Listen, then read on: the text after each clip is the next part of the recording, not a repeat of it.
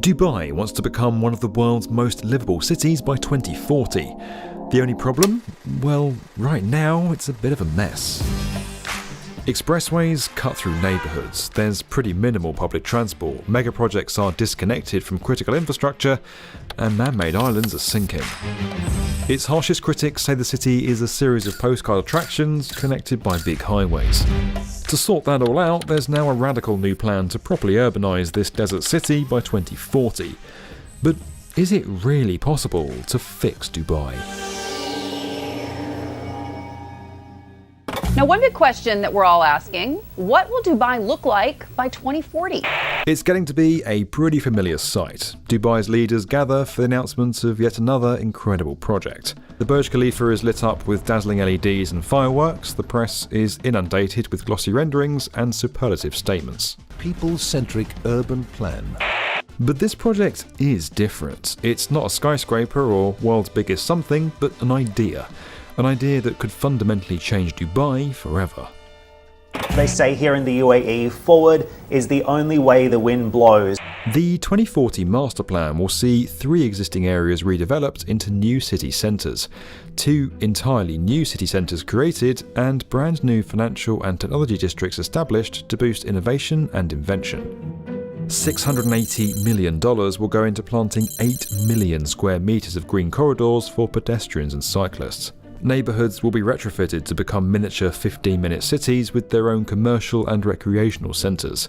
And linking it all together will be a massive new public transport network that'll be within 800 metres of half the population. That means those people will never be more than about half a mile away from public transport, a move that would effectively make the entire city walkable. Critical education and health facilities will be increased by 25%, and 60% of the Emirates will be purely dedicated to nature reserves and wildlife sanctuaries. It's seriously impressive, but when you think about it, it's also pretty standard. Shouldn't all functioning international cities have public transport, green space, areas to have fun, and financial hubs? Well, yes, but Dubai isn't a regular city, and it was never really built to be. To understand why such a bold master plan is now necessary, you kind of have to get your head around how we got here. Half a century ago, Dubai was a small trading port home to just 30,000 people. But that all changed in 1966 when oil was discovered. To most of us, oil may be just the stuff that drives the car. To Arabia, it's a revolution. There isn't a thing it leaves untouched. By Middle Eastern standards, it was only a modest amount, and neighbouring Abu Dhabi had 10 times more. But it was enough to fund then-ruler Sheikh Rashid's grand ambitions. He understood that in order for Dubai to survive after the oil ran out, they'd have to get the world's attention and investment. Do you not like the word crisis? No, it's a challenge.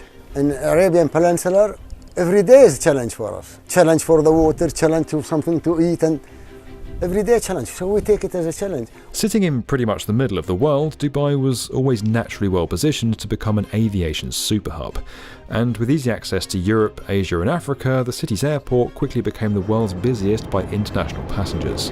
The vultures of world commerce descend on Zayed's little kingdom. They're perfectly decent vultures, just bankers and businessmen doing their job.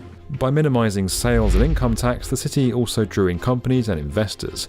But it meant the government had to find a new, dependable source of income. With few taxes and a dwindling supply of oil, they turned to tourism, and quickly discovered they could lure people out of the airport with incredible megaprojects. And that's where Dubai's build it and they will come idea all started. It was a policy that worked, but one that some claim tended to prioritise the glitz and glamour. It seemed to be that even if the project made little sense in itself, if it could pull tourists and investors into the 50-degree desert heat, then it would probably get the go-ahead.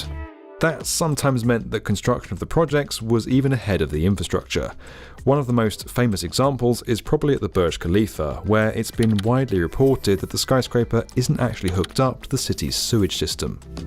The world's tallest building could, at full capacity, hold 35,000 people, and the city quickly realised it wouldn't be able to handle the amount of waste that they could, theoretically, all produce. So instead of expanding the municipal sewage system, it was decided that it would be more cost-effective to have trucks arrive every morning and carry the waste to a treatment plant.